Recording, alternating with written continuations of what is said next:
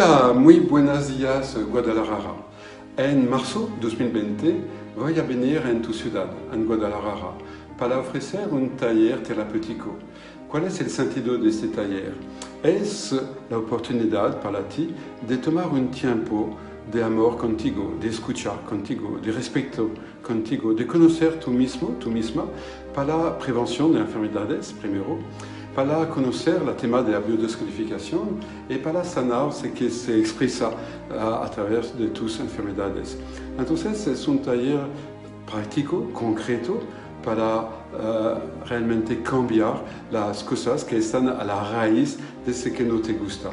Y cuando vamos a encontrar a la raíz de todo eso, de forma suave y respetuosa, vamos a encontrar una historia dolorosa, vamos a encontrar emociones, vamos a encontrar creencia limitante y que te ocupa mucho tu cuerpo, que te limite en tu vida.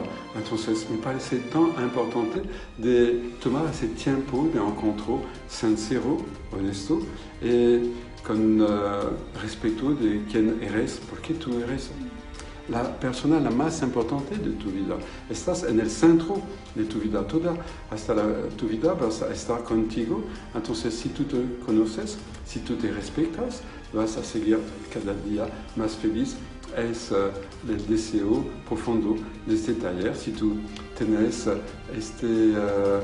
disponibilidad adentro de ti para abrir la puerta del lugar secreto donde hay muchos diamantes adentro de tu inconsciente.